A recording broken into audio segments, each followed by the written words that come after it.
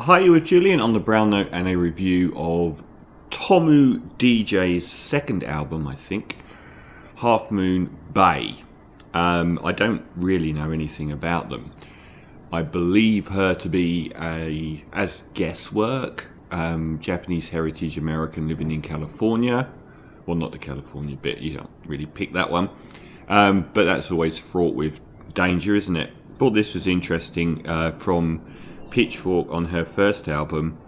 California-based producer DJ Tomu was driving when her back tyre blew out. Her car flipped 3 times, the windshield shattered.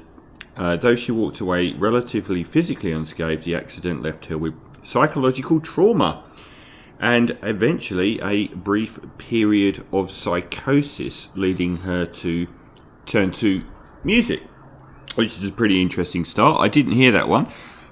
This is in the genre of footwork, yet it is completely distinct to a lot of footwork. Footwork is the incredibly fast and often very abrasive, percussive Chicago music with its own dance style that was pretty much defined by DJ Rashad and his album Double Cup, one of the best albums of the last decade, in my opinion, and who died within probably 2 years of that album from a drug overdose. But it's a take no prisoners genre often, with its incredibly hyperkinetic percussive sounds. Yet this album is actually it's almost like Goldie, when Goldie was doing jungle or drum and bass back in the mid-90s and did Inner City Life, and he pretty much invented ambient jungle or ambient drum and bass. And this is kind of in that vein. It's actually a really pleasant listen.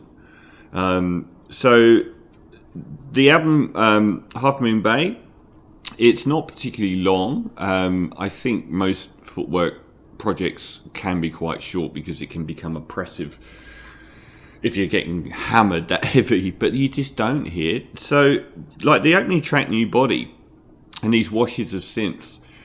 The first thing that came to mind here, shockingly, was one of, I would say, my top 10 electronic albums of all time, DJ Sprinkle's Midtown 120 Blues, a flat-out masterpiece, a must-own album.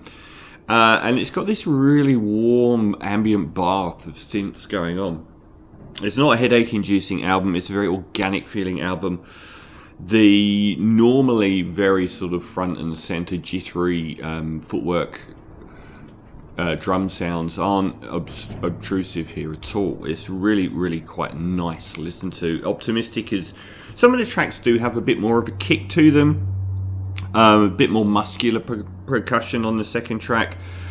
A little bit of a reminder of stuff like One Tricks Point Never to a degree. It's an album that uses the melody lines from the synths. They're usually quite warm and very organic, almost organ sound synths, against normal footwork where percussion is front and center all the way through.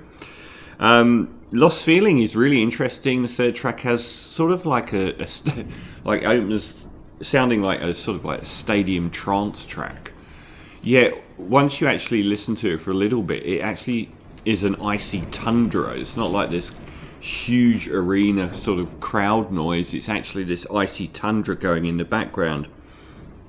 And then it kicks in. A lot of these tracks develop melodically, sorry, not melodically, but develop across their time frame through the percussion, through the actual percussion evolving with this sort of holding pattern of the synths, which I thought was really good. The Bailey Funk sort of urbano almost kick that arrives halfway through. That's the really it's really like a story of percussion that doesn't occupy the sort of like the jackhammer of a lot of Footloose music. Spring of Life, track 4. Again, it's subtly led this time by percussion more so than the synth melodic leads of the other tracks. Bit of a piano going on here, twinkling, sort of like nightclub lounge twinkling.